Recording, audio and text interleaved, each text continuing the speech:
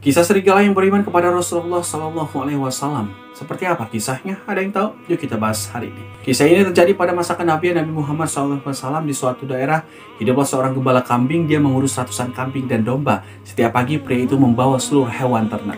Suatu hari gembala tersebut kecolongan seekor serigala berhasil menerkam seekor domba yang lepas dari kerumunan. Ia pun segera mengejar serigala tadi dan menakut-nakutinya dengan ayunan tongkat. Domba yang menjadi buruan itu bertubuh gemuk sehingga hewan karnivora ini kesulitan membawa kabur. Sang gembala pun menarik paksa domba tersebut dari cengkraman serigala.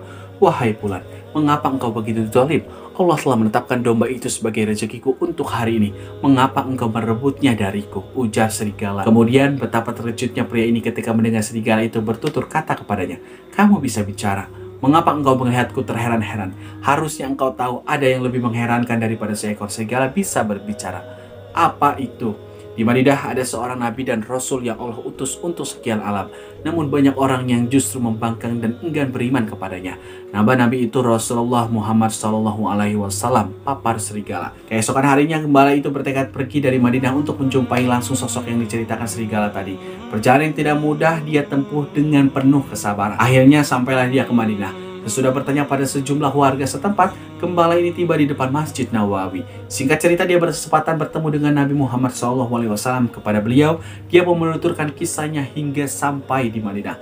Rasulullah SAW membenarkan kisah gembala tersebut. Artinya beliau tidak heran ada seekor binatang yang terang-terangan menunjukkan rasa imannya kepada Allah dan Rasulnya. Lebih lanjut, hal itu ternyata termasuk tanda kian dekatnya hari akhir. Hari kiamat tidak akan terjadi hingga hewan buas berbicara kepada manusia, ujung cambuk dan tali sendal berbicara kepada manusia atau pemiliknya.